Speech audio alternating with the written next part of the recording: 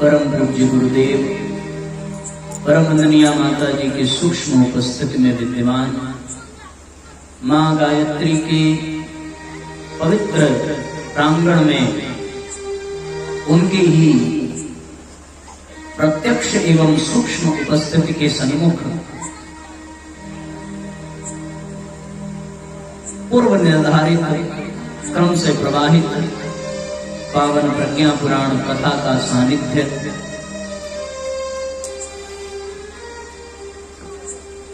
आज के इस कार्यक्रम विशेष पर आवाहित पूजित स्थापित समस्त देव शक्तियों को नमन करते हुए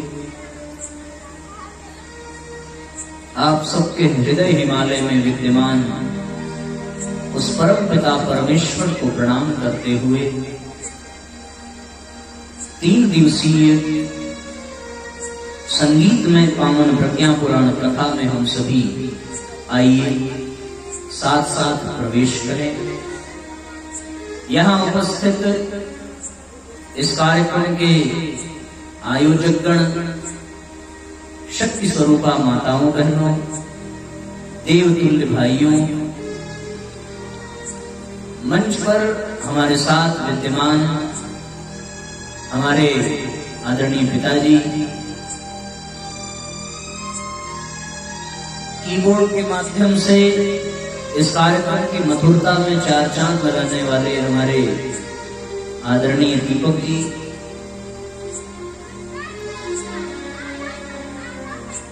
तबला के माध्यम से इस कार्यक्रम को अत्यंत सुंदर बनाने वाले हमारे छोटे भाई धनजी, और इस कार्यक्रम की सुव्यवस्था में अतुलनीय सहयोग देने वाले आदरणीय पांडे बाबू जी जो हम सबके साथ हैं। आप इस कार्यक्रम को अच्छे से सुन सके, अनुभव कर सके, इसमें अपनी बड़ी बेहतरीन भूमिका निभाने वाले हमारे साउंड सिस्टम के भैया, जिनकी कृपा से आप सब लोग सुन पा रहे हैं, और ज्ञान विज्ञान के माध्यम से भविष्य में हमारे YouTube चैनल से जुड़ करके इस कथा को सुनने वाले सभी आत्मीय परिजनों को बारंबार प्रणाम है, बारंबार धन्यवाद है। साथियों, भैया से जरा निवेदन करिए कि बच्चे थोड़ा उधर ही बैठे तो ठीक रहेगा, क्योंकि ये इधर बैठेंगे तो खुद तो सुनेंगे नहीं और हमें सुनाने नहीं देंगे, तो इसलिए बच्चों को उधर ही रखें, प्रार्थना है। जैसी कि जानकारी मिली है, विगत 14-15 सालों से आप सब पावन प्रज्ञा पुराण कथा सुन रहे हैं। अलग अलग स्थान विशेष से परम पूज्य गुरुदेव के संदेश को लेकर के यहाँ पर न जाने कितने लोग आज से पूर्व आए होंगे। आप सब ने बहुत सारी चीजें प्राप्त की होंगी। मन में यह भी है कि जो बता करके कहीं गए हैं वे लोग कहीं वही हम फिर न बता दें, और फिर यह भी है कि जो बताया होगा वो भूल अवश्य गया होगा, क्योंकि वर्ष में एक ही बार का ये क्रम आता है। कुछ कुछ विशेष बातें अवश्य याद रही होंगी, पर बहुत सारी भूल भी गई होंगी, और यदि वो रिपीट भी हो जाए, यदि उसको दोहरा भी दिया जाए तो भी वो उचित ही होगा, क्योंकि अच्छी चीजें बार बार रिपीट की जाएं, बार बार दोहराई जाएं, तो फिर वो हमारे आदत में बन जाती है और हमारे जीवन का एक अंग बन जाती है। आज पावन प्रज्ञा पुराण कथा के लिए हम सब एकत्रित हैं, और पावन प्रज्ञा पुराण कथा के बारे में हम सब लोग जानते ही होंगे। इसके पहले सुना ही होगा आप सब लोगों ने, पहली बार तो सुनी है ना। इसके पहले प्रज्ञा पुराण सुनी होगी ना? किन किन ने सुनी है, जरा हाथ उठाइए। अच्छा जी, किन किन ने 2 बार सुनी है वो जरा दोनों हाथ उठाते हैं। 2 बार सुनने वाले 2 हाथ उठाए।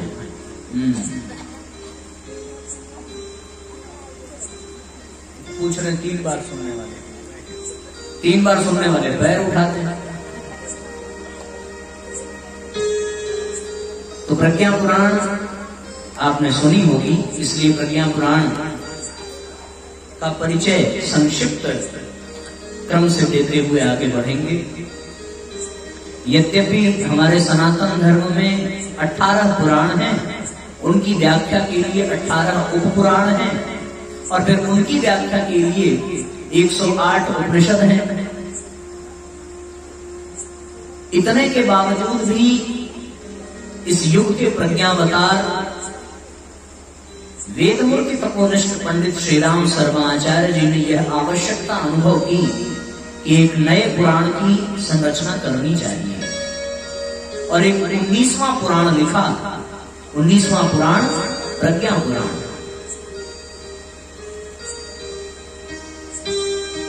कहते हैं जिस तत्व की व्याख्या करनी होती है उस तत्व की व्याख्या के लिए उसी से संबंधित एक पुराण व्यास जी ने लिख दिया।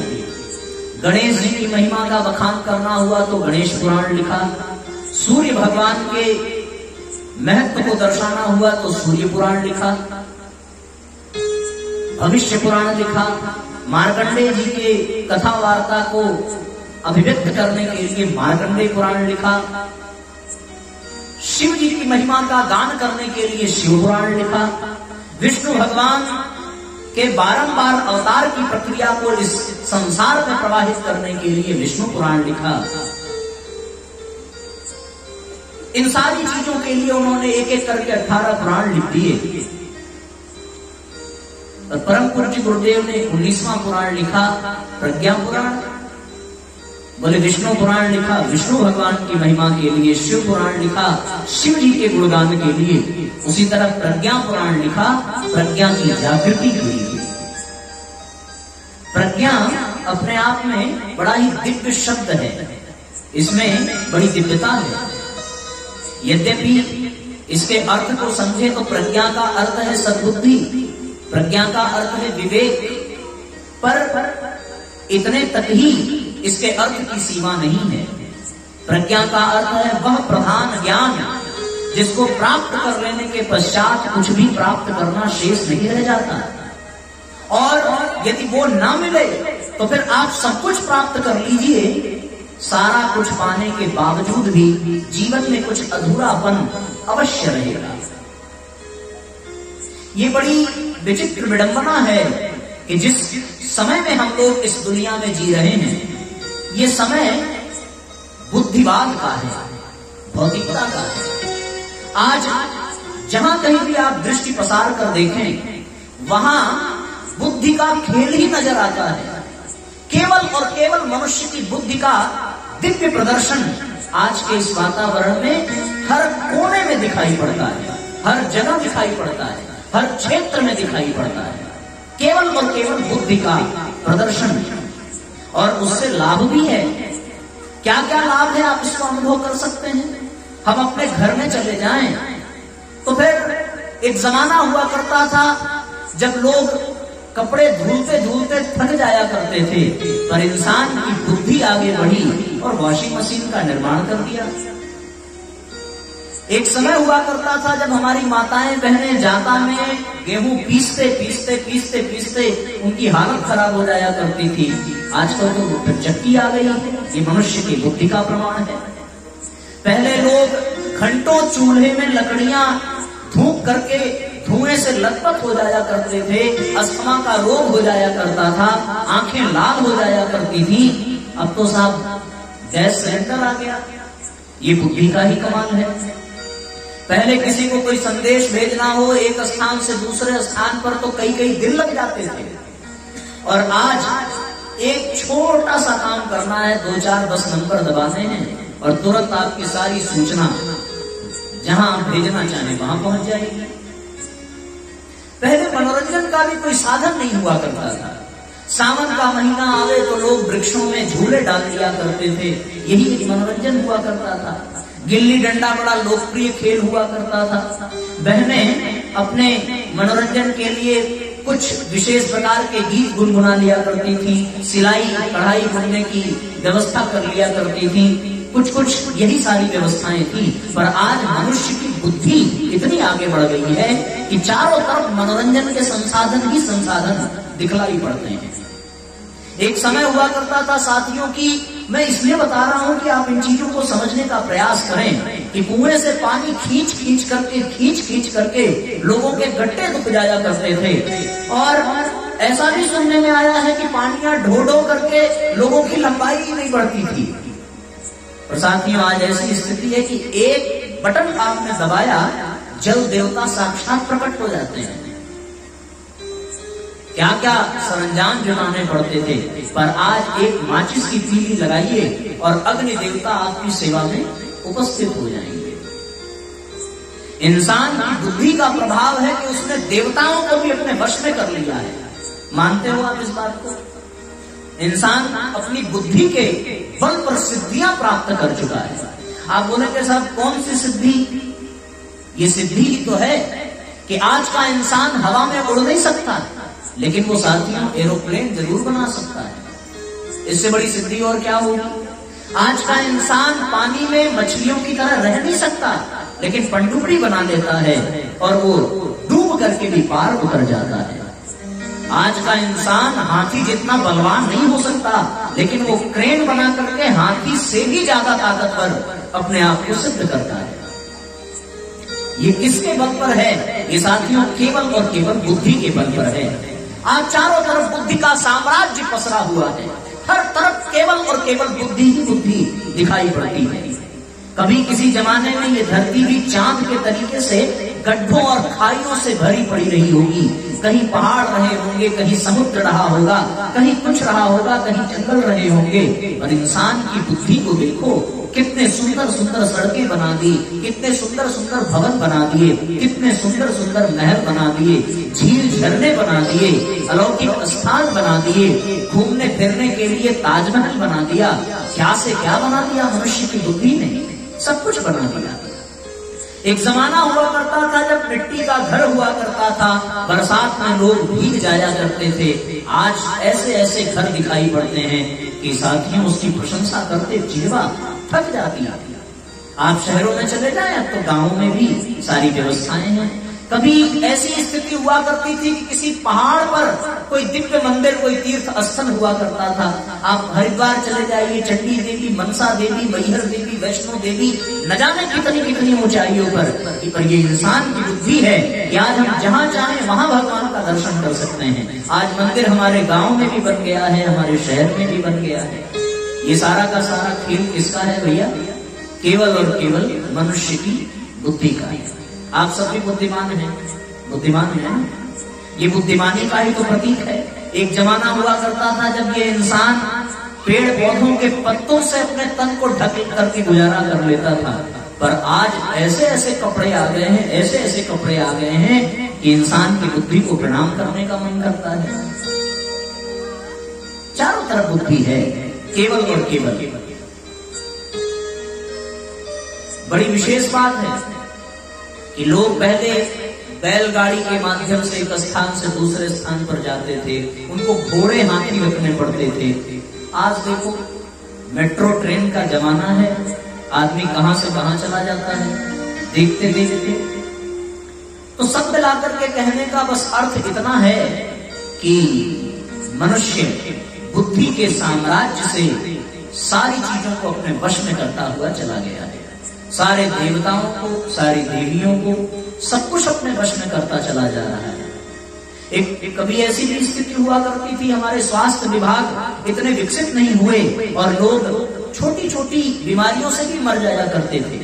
टीबी जैसे रोग और तमाम ऐसी बीमारियां जो साथियों व्यक्ति का जीवन नष्ट कर देती थी। छोटे छोटे घाव नासूर बन जाते थे। पर आज की शल्य प्रक्रिया, आज का हॉस्पिटल, आज के डॉक्टर इतने विकसित हो गए हैं कि व्यक्ति के मृत्यु की दर कम हो गई है। इससे बड़ी बात और क्या हो सकती है? इंसान ने एक तरीके से मृत्यु पर भी कब्जा कर लिया है। कभी वेंटिलेटर नहीं हुआ करता था, आदमी सांस लेना बंद कर दे तो उसको समझ लिया जाता था कि ये साफ हो गया। और आजकल तो हॉस्पिटल में आप देखें कि कई कई दिनों तक वेंटिलेटर पर वो जीवित रह जाते हैं, भले उनकी चेतना जागृत न हो। ये सब किस लिए है? ये केवल और केवल बुद्धि के कारण है। आज का मनुष्य बुद्धिमान हो गया है, और बुद्धिमान इतना कि भैया वो सही को गलत साबित कर सकता है, गलत को सही साबित कर सकता है। बुद्धि की एक बड़ी विशेषता है कि बुद्धि बड़ी तार्किक होती है, वो तर्क के कारण किसी को भी झूठा साबित कर सकती है। क्षमा करिए, अब चूंकि ध्यान में आ रहा है, पर हमारे जो आदरणीय वकील साहब हैं और इस क्षेत्र के जितने लोग, वो सब लोग कैसे कैसे तर्क निकाल देते हैं और कैसे कैसे तर्क करके वो सत्य को असत्य और असत्य को सत्य में सिद्ध करने की क्षमता प्राप्त कर लेते हैं। ये केवल और केवल किसके कारण है? मनुष्य की अपनी बुद्धि के कारण। इंसान अपनी बुद्धि से क्या क्या कर लेता है। आप लोगों ने कभी कल्पना की होगी, ये जो रेलगाड़ी जब निकली हमारे देश में, ट्रेन में कौन कौन बैठा, जरा हाथ उठाओ। अरे वाह, अच्छा ये माताएं आगे, आप लोग ट्रेन में नहीं बैठे दादी? बैठे में तो हाथ ऐसे ऊपर नीचे करते रहिए, हम बीच बीच में कराते रहेंगे तो थोड़ा सा आराम भी तो मिलना चाहिए, वरना आकड़न आ जाएगी। तो ट्रेन में तो सारे लोग बैठे ही हैं, पर आपने कभी सोचा कि ट्रेन में जो व्यवस्था है वो कैसी हुई होगी? मनुष्य की बुद्धि के कारण। मैं आपको सत्य बता रहा हूं, 1936 की या 39 की कुछ ऐसी घटना है। एक आदमी ट्रेन में बैठा, उन दिनों ट्रेन में शौचालय नहीं हुआ करता था। वो ट्रेन में बैठा और उसको आवश्यकता लगी कि लघुशंका कर ली जाए। वो ट्रेन से उतरा, लघुशंका करने गया और वापस मुड़ करके आया तो ट्रेन चल दी। बेचारा दौड़ा पर उसने पाया नहीं। उसकी बुद्धि में ये बात आई कि ये तो आज मेरी समस्या है, कल को किसी और को ऐसी दिक्कत आ जाए तो हर आदमी की ट्रेन छूट जाएगी, या तो फिर वो ट्रेन में गंदगी मचा दे। उसने विचार किया कि क्या विकल्प हो सकता है। बोले जब बैठने के लिए जगह है महाराज, तो शौचालय के लिए भी जगह होना चाहिए। उसकी बुद्धि के कारण ट्रेन में शौचालय की व्यवस्था बन गई। सोचो, एक जमाना हुआ करता था जब लोग कहीं जाते थे तो वो बड़ी बड़ी अटैची और बक्सा लेकर के जाते थे।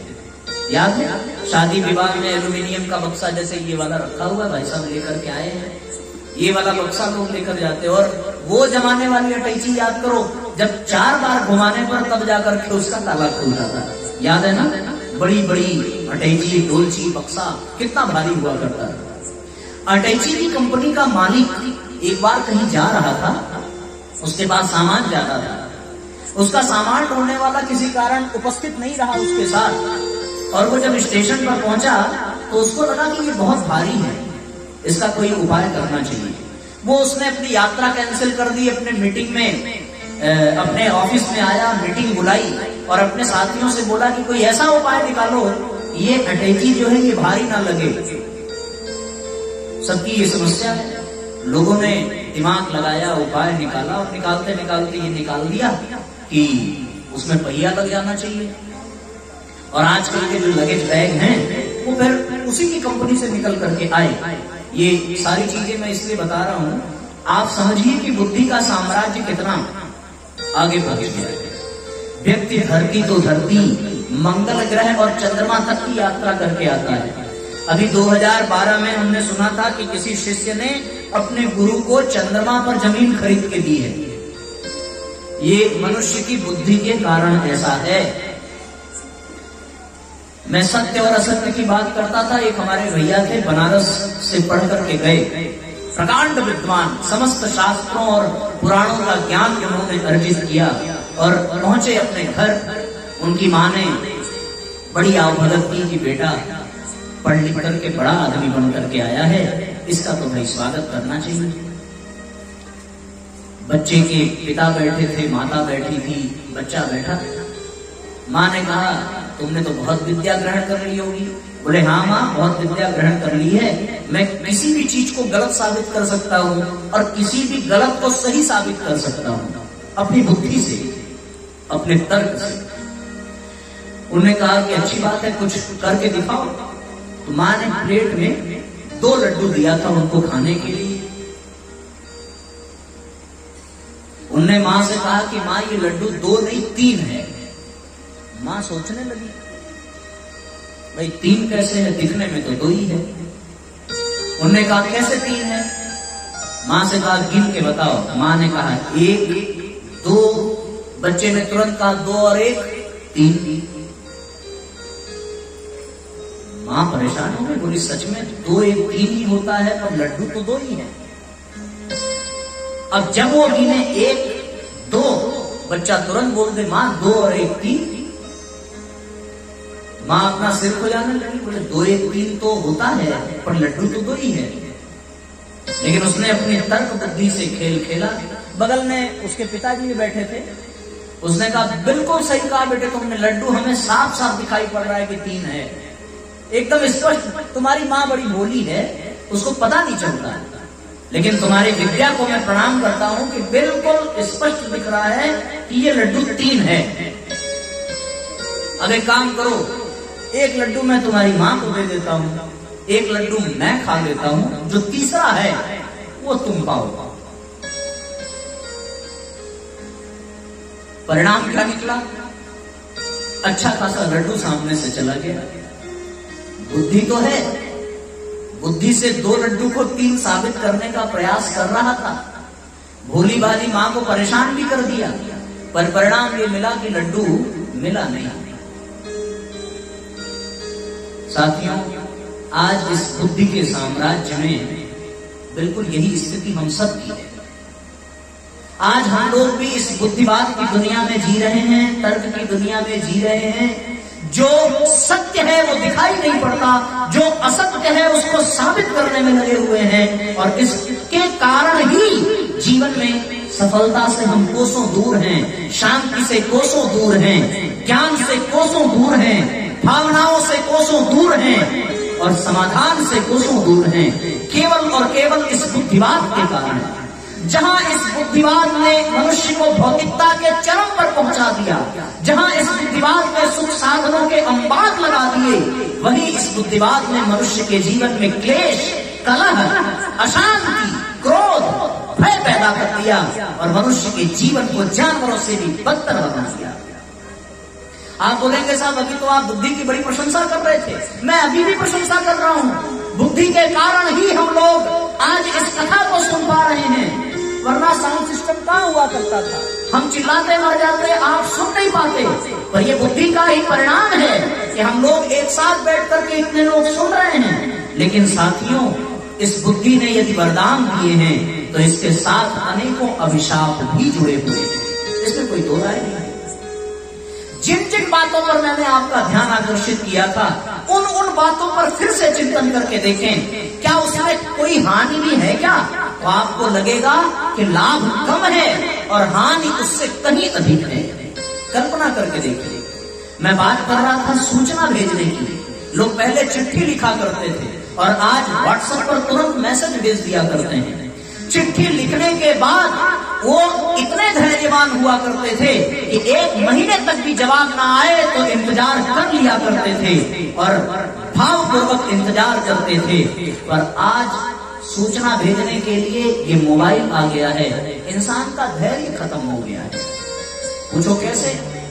बोले ऐसे, व्हाट्सएप पर मैसेज किया, डबल टिक हुआ और ब्लू कलर का हुआ, और सामने वाले ने रिप्लाई नहीं किया, इंसान का धैर्य जवाब दे देता है। उसका बस चले तो वो मोबाइल में घुस करके उसका गला घोंट दे, इंतजार नहीं होता। क्यों भाई? धैर्य खत्म हो गया, इंसान के भीतर उद्वेग आ गया, व्यग्रता आ गई।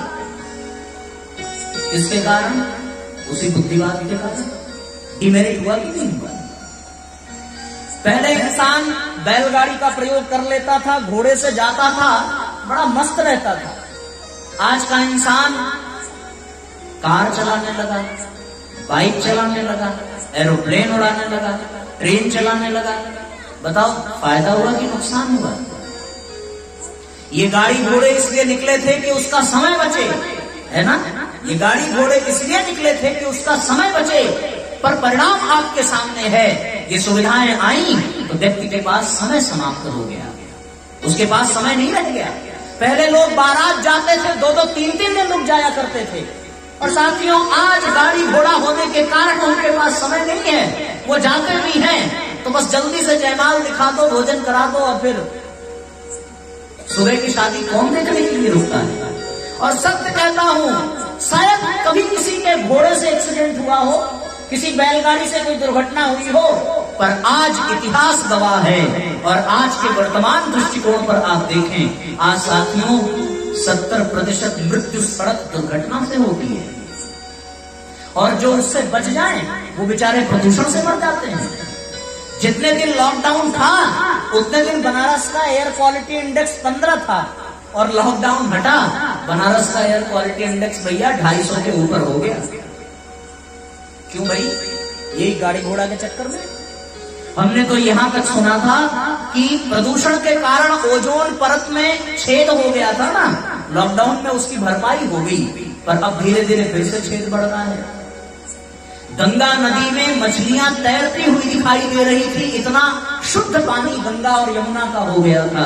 और साथियों, मनुष्य के इस बुद्धिवाद के कारण प्रदूषण बढ़ता चला गया। कभी सत्य है वॉशिंग मशीन नहीं हुआ करता था, लेकिन जब लोग कपड़े फटक करके पसीने से तरबतर हो जाया करते थे तो न जाने उनके शरीर की कितनी बीमारियां उनसे कोसों दूर हो जाया करती थी। और आजकल मशीन के कारण हम लोग बीमार होते जा रहे हैं, आलसी होते जा रहे हैं, सुस्त होते जा रहे हैं, सक्रियता घट रही है। एक नहीं अनेकों समस्याएं।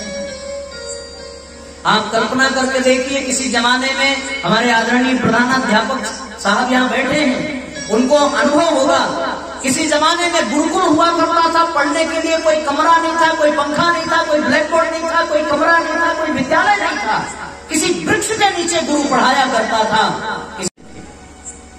वो बच्चे महापुरुष बन करके निकलते थे, वो बच्चे लवकुश और राम बन करके निकलते थे। आज विद्यालय में जुड़ जाने से क्या होता है भाई? है ना? विचार करो, बुद्धिवाद का परिणाम है। परम पूज्य गुरुदेव ने प्रज्ञा पुराण इसीलिए बनाया कि बुद्धिवाद के कारण जो समाज में परेशानियां बढ़ी हैं, बुद्धिवाद में जहां अभिशाप की तरह से अपने मुख को खोल दिया गया, वहां पर प्रज्ञा पुराण सुना करके सद्बुद्धि की स्थापना की जाए। बुद्धि को छोड़ करके हम लोग सद्बुद्धि की शरण में जाएं। बुद्धि और सद्बुद्धि में अंतर है कि नहीं है? बताओ भाई, अंतर है कि नहीं?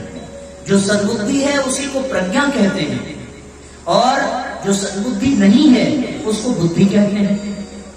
आज बुद्धि तो सबके पास है, जानवर के पास भी बुद्धि है। आप उसके सामने लाठी लेकर के खड़े हो जाइए, उसका दिमाग तुरंत काम करेगा, और फिर वो आप लाख बुलाते रह जाओ, वो आने वाला नहीं है। क्यों? क्योंकि उसके पास भी बुद्धि है। भूख लगती है तो उसे पता है कि रोटी किस दरवाजे पर मिलेगी, वो बिना बुलाए वहां चला जाएगा। क्यों भैया? क्योंकि उसके पास बुद्धि है। लेकिन वो कहीं पर जाकर के गंदगी कर देता है। ये क्यों है?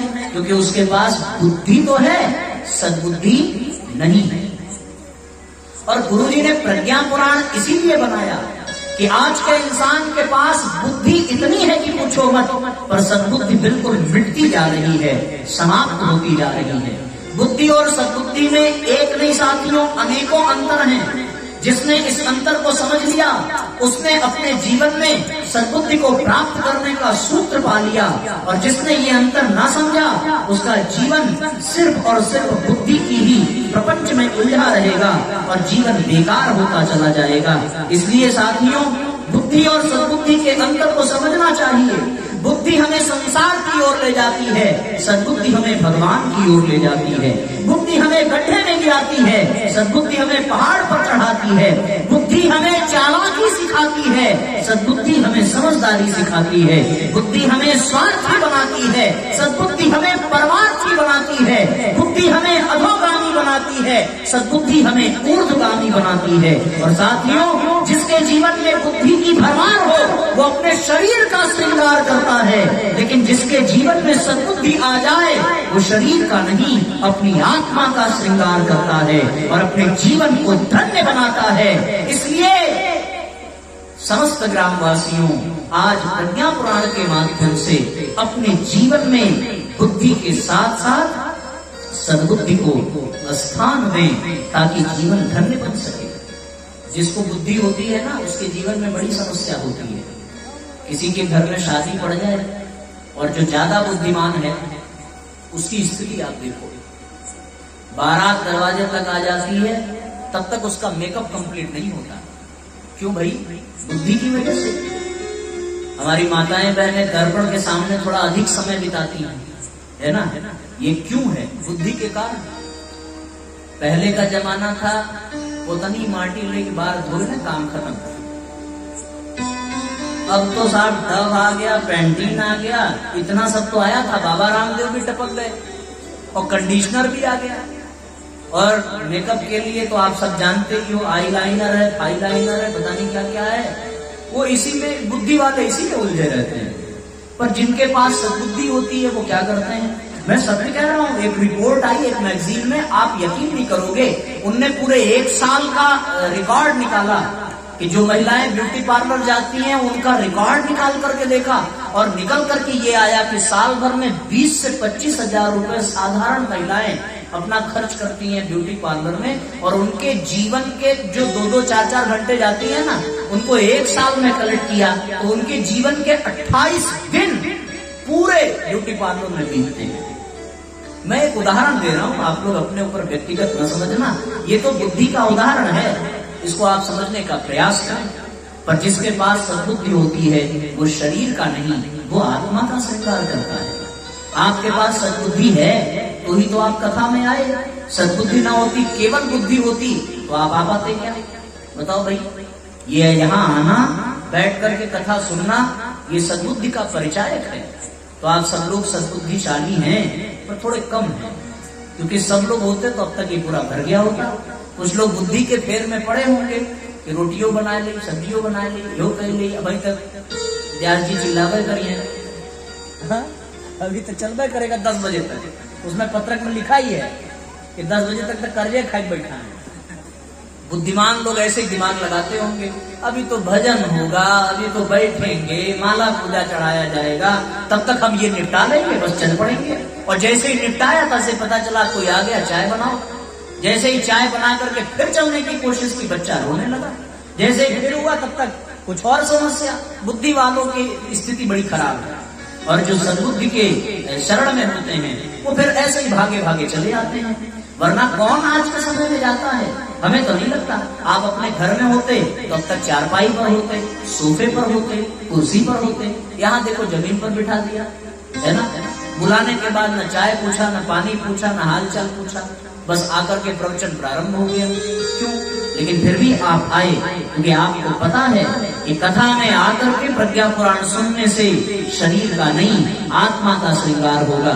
यहाँ आने से अच्छे विचार मिलेंगे, गुरु जी के सानिध्य का अवसर प्राप्त होगा, और प्रज्ञा पुराण के माध्यम से जीवन जीने की कला प्राप्त होगी, स्वर्णिम सूत्र प्राप्त होंगे।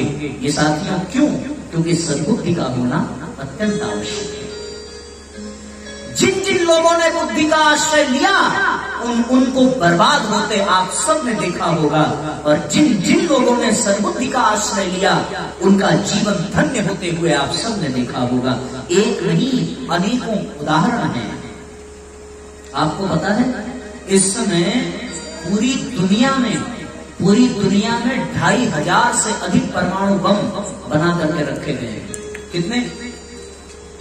आप लोगों ने, जो बच्चे पढ़ते होंगे और जो पुराने हमारे अध्यापक गण होंगे वो जानते होंगे कि अमेरिका ने जापान के ऊपर 2 परमाणु बम गिराए ना। उसका परिणाम क्या निकला था? आज भी वहां लोग अपाहिज पैदा होते हैं। साथियों, एक परमाणु बम पूरी पृथ्वी को नष्ट करने में सक्षम है, और जहां 2500 परमाणु बम हो वहां सोचो क्या स्थिति होगी। और उसमें करना क्या है? बस एक बटन दबानी है, दुनिया साफ। परमाणु बम जहां रखा गया है वहां की सुरक्षा में करोड़ों रुपए हर महीने सरकारों को खर्च करना पड़ता है। बताओ ये बुद्धि का खेल है कि नहीं? यार उसको बनाने की जरूरत क्या थी जब उसको सुरक्षा में इतना करना पड़ा? तो केवल और केवल बुद्धि का खेल है भैया। इंसान की बुद्धि को प्रणाम करने का मन करता है कि सुबह आजकल शहरों में लोग कुत्ते टहलाने निकलते हैं। देखा है आप लोगों ने? जो शहर में रहते होंगे वो देखते होंगे। अच्छा ये बताओ, वो कुत्ते टहलाते हैं या कुत्ता उनको टहलाता है? हम लोगों ने तो बचपन में यही सुना था कि माँ बाप उंगली पकड़ करके आगे आगे चलते हैं और बच्चे उनके पीछे पीछे चलते हैं। तो जो कुत्ता टहलाते हैं उनको जरा देखो कि वो आगे रहते हैं या कुत्ता आगे रहता है, तो आपको पता चलेगा कि कौन किसको टहला रहा है। ये बुद्धि का ही कमाल है कि लोगों ने अपने किवाड़ पर लिखवा दिया सुस्वागतम की जगह सावधान। सावधान, कुत्तों से सावधान। कुत्तों से सावधान करते हो, घर में कौन रहता है बताओ भाई? इंसान ही रहता है, पर सावधान कुत्तों से किया जाता है। ये सारा खेल बुद्धि का है। कुछ ऐसा ही, अरे वो जो पीछे देर से माताएं बहनें आई हैं उनको क्या समस्या है भाई? पूरा पंडाल अपना ही है, काहे उसमें घुसी पड़ी है आप लोग? यहाँ आ जाइए ना, सामने थोड़ा जगह है, उठ करके आ जाइए। जो लोग देर से आए वो आगे आकर के बैठ जाएं, और अगर वहीं बैठना है एक दूसरे से चिपक के ही तो कम से कम बातचीत न करें, शांति बना करके रखें। तो साथियों मैं निवेदन कर रहा था बुद्धि और सद्बुद्धि की बात, और उसी सद्बुद्धि को, उसी प्रज्ञा को जागृत करने के लिए परम पूज्य गुरुदेव ने किसकी स्थापना की? पावन प्रज्ञा पुराण की स्थापना की। राम कथा किन किन लोगों ने सुनी? हाथ उठाइए जरा। देखा होगा, टीवी में देखा होगा, सुना होगा, पढ़ा होगा। आपको पता है भगवान राम के परिवार में सब सद्बुद्धि वाले थे, किसी के पास कोई दुर्बुद्धि नहीं थी। भगवान का राज्याभिषेक होने को आया, सब बड़े प्रसन्न हैं, आनंदित हैं, उत्साह में हैं। उसमें एक मंथरा नाम की दासी विद्यमान है, कैकेयी के मायके से आई है। उसने चारों तरफ दीप सजते हुए देखे, उमंग देखा, उत्साह देखा, पूछा कि भाई ये प्रसन्नता किस बात की है? लोगों ने कहा कि कल हमारे राम राजा बनेंगे, कल हमारे राम अवध के पति होंगे, अवधेश बन जाएंगे। मंथरा क्या है? मंथरा है दुर्बुद्धि, मंथरा है मन का प्रतीक। और उसकी दुर्बुद्धि तो देखो, वो तुरंत कैकेयी के पास गई और कैकेयी से कहने लगी कि रानी तुम्हारा भविष्य खतरे में है। क्या?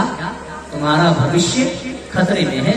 जो बुद्धिमान होता है वो भविष्य के बारे में अधिक सोचता है साथियों, और जो सद्बुद्धि वाला होता है वो भविष्य में नहीं, वो वर्तमान में जीता है। वो भूतकाल से अनुभव लेता है, वर्तमान को सुंदर बनाता है और भविष्य के प्रति निश्चित रहता है। कौन? जिसके पास सद्बुद्धि होती है। पर जो बुद्धिमान होता है वो भविष्य की चिंता में अपने वर्तमान को बिगाड़ देता है। रानी कैकेयी के पास मंथरा पहुंची और पहुंच करके कहने लगी कि रानी तुम्हारा भविष्य खतरे में है क्योंकि तुम दासी बनने वाली हो। पूछा क्या हो गया भाई? बोले राम को राज्य मिल रहा है। उन्होंने कहा कि राम राजा बने, ये तो बड़े प्रसन्नता की बात है। मैं तो उस दिन का इंतजार कर रही थी जब राम का राज्याभिषेक हो। आज तुमने बहुत सुंदर बात बताई है, पर उसकी दुर्बुद्धि देखो। उसने कहा कैकेयी तेरी मति मारी हुई है, यदि राम राजा बन गया तो कौशल्या राजमाता बन जाएगी और फिर तुझे सौतन की तरीके से, दासी के तरीके से महलों में रहना पड़ेगा। तेरा भविष्य खतरे में है। सोचो, जो वर्तमान में रानी है और राजा दशरथ की सबसे प्रिय है, जो भरत से भी ज्यादा राम को प्रेम करती है, जो राम सबसे पहले यदि किसी के कक्ष में जाते हैं तो वो माता कैकेयी के पास जाते हैं। कैकेयी कौशल्या से भी अधिक प्यारी है राम को। पर साथियों, दुर्बुद्धि का खेल देखो। ऐसी स्थिति बनी कि उसको भविष्य की चिंता सताने लगी और परिणाम क्या हुआ? परिणाम ये हुआ, दशरथ से 2 वर मांग लिए कि राम को 14 वर्ष का वन मिल जाए, भरत को राज्य मिल जाए। दुर्बुद्धि का खेल। आप सब जानते हैं कथा कितनी गजब की है कि उस एक कैकेयी के कारण, उस एक मंथरा के कारण पूरा राम परिवार बिखर गया। महाराज दशरथ को प्राण त्यागने पड़े। शास्त्रों में, रामायण में ये वर्णन मिलता है कि 14 वर्षों तक अयोध्या में कभी बधाइयां नहीं बजी थी। लोग इतने संयम पूर्वक थे कि न किसी की मृत्यु हुई थी, न किसी का जन्म हुआ था। किसके कारण? केवल उस मंथरा के कारण 14 वर्ष तक लोगों ने तपस्या की थी। राम को वन वन भटकना पड़ा, सीता को अग्नि परीक्षा लेनी पड़ी, न जाने क्या क्या दिन देखने पड़े। साथियों, किसके कारण? केवल दुर्बुद्धि के कारण, केवल मंद बुद्धि के कारण पूरा घर बिखर गया। लेकिन वहां दुर्बुद्धि केवल एक मंथरा और कैकेयी के पास थी, बाकी किसी के पास नहीं थी। कल्पना करके देखो, जिस बेटे को कल राज्य मिलना है, उसको आज ये पता चल जाए कि वन की ओर जाना है, उस पर क्या बीतेगी। और आदमी कहीं बाहर जाता है तो रहने खाने की व्यवस्था करके जाता है, पर साथियों उनको तो वल्कल वस्त्र में जाना पड़ा। कैकेयी ने राम से कहा था कि राम, तुम्हारे पिता की समस्या का एक ही समाधान है। बोले कौन? बोले राम, तुम स्वयं 2 वर मांगे हैं। पहला वरदान ये कि तुम 14 वर्ष के लिए वन चले जाओ। दूसरा वरदान क्या? कि भरत को राज्य मिले। दुर्बुद्धि होती राम के पास तो क्या करते?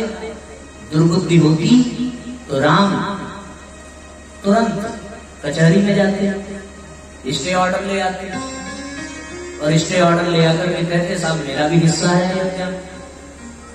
पर दुर्बुद्धि नहीं थी, सद्बुद्धि थी। क्या कहा? सुन जननी सोई सुत बड़ भागी, जे पितु मात बचन रागी। सुन जननी सोई सुत बड़ भागी, जे पितु मात बचन अनुरागी। किसके कारण? सद्बुद्धि के कारण। हे मां, आज विधाता हर प्रकार से मेरे अनुकूल है, मुझे भगवान की बड़ी कृपा से ये वन प्राप्त हुआ है। मैं अयोध्या में रहता तो शायद राज्य भोगता, लेकिन अब मैं वन को जाऊंगा और वन में ऋषियों महर्षियों के साथ पुण्य अर्जित करूंगा, यज्ञ आदि करूंगा, ब्राह्मणों की सेवा करूंगा, दान पुण्य करूंगा। तुमने मेरा भाग्य जगा दिया मां। और ये सत्य है साथियों कि राम को जन्म दिया है कौशल्या ने, लेकिन राम के रामत्व को जन्म दिया है माता कैकेयी ने। क्यों? राम की सद्बुद्धि के कारण। यदि उनके पास भी दुर्बुद्धि होती साथियों, तो फिर वो अयोध्या खंडहर बन जाती, युद्ध का रणांगण बन जाता, जो कभी राम और लक्ष्मण का क्रीड़ांगण हुआ करता था। लेकिन सद्बुद्धि ने अयोध्या को डूबने से बचा दिया। गए अवश्य महाराज दशरथ, पर उनको भी मोक्ष प्राप्त हुआ। क्यों भैया? सद्बुद्धि के कारण। एक और उदाहरण, माता कौशल्या भोजन का भोग का थाल सजा रही है कि आज मेरे बेटे को राज्य मिलने वाला है। राम पहुंचे, मां मुझे आशीर्वाद दो। राम से कहा कौशल्या ने, बेटा तुमने अभी स्नान नहीं किया, जल्दी करो, मुहूर्त निकला जा रहा है। भगवान मुस्कुराते हुए कहने लगे, मैया अयोध्या का राज्य मेरे हिस्से में नहीं है, मुझे वन का राजा बनाया गया है। कौशल्या मुस्कुराते हुए कहने लगी, राम इतनी उम्र हो गई, तुमने कभी हमसे मजाक नहीं किया, आज भी न करो, ये मजाक का समय नहीं है। भगवान ने कहा, मां ये सत्य है कि मुझे वन की ओर जाना है। कौशल्या को क्रोध आया, किसकी हिम्मत है जो तुम्हें वन की ओर भेजे? मां पिता ने आज्ञा दी है 14 वर्ष का वनवास। कौशल्या ने कहा, पिता से बड़ा दर्जा मां का होता है, मां के आज्ञा का पालन करो, तुम्हें वन नहीं जाना है। भगवान ने हाथ जोड़ करके कहा, मैया सिर्फ पिता की आज्ञा होती तो मैं अवश्य रुक जाता, लेकिन मुझे मेरी मां ने भी आज्ञा दी है, माता कैकेयी ने, इसलिए मुझे जाना पड़ेगा। कौशल्या की सद्बुद्धि देखो, क्या कहा? कि जब कैकेयी ने आज्ञा दी है राम, तो तुम जहां रहो वहीं तुम्हारी अयोध्या है, तुम्हें जरूर जाना चाहिए। ये किसकी सद्बुद्धि थी? कौशल्या की। सुमित्रा की सद्बुद्धि देखो। लक्ष्मण ने पूछा, जा सकता हूं? सुमित्रा ने कहा, लक्ष्मण, जहां राम और सीता हैं वहीं तुम्हारी अयोध्या है। जहां राम और सीता हैं वहीं तुम्हारे माता पिता हैं। अपने बच्चे को अपने बड़े भाई के गोद में सौंप दिया और पूरी माताओं को एक प्रेरणा दे दी कि आप भी अपने बच्चों को राम के सौंप देना, तो आपका बच्चा भी लक्ष्मण की तरह तेजवान, वैराग्यवान, वीरवान बनेगा। और जो माताएं राम के चरणों में सौंपने से अपने बच्चे को कतराती हैं, उनके बच्चे शराबी, नशेड़ी, गजेड़ी बनते चले जाते हैं सद्बुद्धि के कारण। ये साथियों सद्बुद्धि है। किसी एक की दुर्बुद्धि ने पूरी अयोध्या का सत्यानाश किया, पर इन सब की सद्बुद्धि ने क्या कर दिया? अयोध्या को बचा दिया। आपने सत्यवान की कथा सुनी है? सत्यवान की कथा सुनी है आपने? बताओ भाई, सावित्री और सत्यवान की कौन कौन सुना? हाथ उठाओ जरा। तुमने सुना है? ठीक। और कोई सुना है? 1 2 3 4, बस 4 लोगों ने। भाइयों में किन किन लोगों ने सत्यवान और सावित्री की कथा सुनी है? जरा हाथ उठाइए। 1 2 भाइयों ने ज्यादा सुनी है। ये भैया देखो, मना करना जरा यार। तो भैया लोग बात कर रहे हैं, उनको बोलो जरा उधर चले। अब ये देखो, सद्बुद्धि की देन है कि साल भर में तो एक ही बार मिलता है, आगे शांति से बैठते, हमें भी अच्छा लगता कि 2-4 लोग और आ गए। पर सद्बुद्धि को प्रणाम है कि यहाँ आने की बजाय अपने कार्यक्रम में लगे। खैर वो भी जरूरी होगा, किसी का काम बुरा तो होता नहीं है, तो जिसको जो जरूरी लगता है वो अपना कर रहा है। पर हमारी वजह से आपको भी डिस्टर्ब होगा, तो आप घर में बैठ के करते, यहाँ तो बड़ी आवाज आ रही है। तो मैं निवेदन कर रहा था, सद्बुद्धि का एक और उदाहरण देखने को मिलता है साथियों सत्यवान और सावित्री के जीवन में। किसी ऋषि ने कह दिया था कि तेरा पति 1 वर्ष में मरने वाला है, इसकी आयु नहीं है। सावित्री ने कहा था कि मुझे भले ही 1 वर्ष के लिए पति मिले, पर मैं विवाह सत्यवान से ही करूंगी। और सत्यवान से जाकर के उन्होंने कहा कि मैं 1 वर्ष गायत्री की साधना करना चाहती हूँ। गायत्री की साधना 1 वर्ष की। और साथियों 1 वर्ष साधना की तो फिर सद्बुद्धि का चमत्कार देखो। सद्बुद्धि का चमत्कार देखो। गायत्री साधना की तो सद्बुद्धि प्राप्त हुई। यमराज ने सावित्री से पूछा, कोई वर मांग ले, पर तेरे पति को मैं नहीं छोड़ सकता। सावित्री ने कहा कि कौन अपने पति को चाहता है? आप मुझे वर मांगने को कहते हो, मैं आपसे एक ही वर मांगती हूँ। सद्बुद्धि का चमत्कार देखना, कितनी सुंदर तरीके से वर मांगा है। प्रार्थना किया कि हे परमात्मा, हे यम के देवता, बस एक ही आशीर्वाद देना कि मेरे अंधे सास ससुर अपने पोते को सोने की कटोरी में भोजन कराएं, मैं ये दृश्य देखना चाहती हूँ। सद्बुद्धि देखो, सास ससुर अंधे थे ना सत्यवान के माता पिता, पति मर गया है, तो अंधे सास ससुर से कह रही है कि मेरे सास ससुर अपने हाथ से सोने की कटोरी में अपने पोते को भोजन करावे। इसका मतलब उनकी आंख भी ठीक हो जाए और सत्यवान जीवित भी हो जाए, तभी तो पोता होगा और घर में धन धान्य हो। इसलिए सोने की कटोरी, एक ही आशीर्वाद में सारा का सारा मांग लिया। यमराज मुस्कुराए, एव मस्तु कहा, कहते ही सत्यवान जीवित हो गया, कहते ही उनके माँ बाप की नेत्र ठीक हो गए और साथियों खुशहाल पूर्वक सावित्री और सत्यवान अमर हो गए। कल करवा चौथ आ रहा है ना? कल है, तो अपने पति के उज्जवल भविष्य की कामना करते हुए ये क्रम बनाया गया है। सावित्री से प्रेरणा लेनी चाहिए। ये क्यों हुआ? सद्बुद्धि के कारण। सद्बुद्धि कहां से आई बताओ भाई? गायत्री मंत्र के जप से आई। और आप बड़े सौभाग्यशाली हैं कि आपको तो कहीं जाने की आवश्यकता नहीं। गायत्री शक्तिपीठ आपके घर में है, आपके गांव में है। हम लोगों को तो बहुत दूर दूर जाना पड़ता है, पर आपके एकदम गांव में गायत्री माता का मंदिर है और सद्बुद्धि की देवी गायत्री आपके बीच में बैठी हुई है।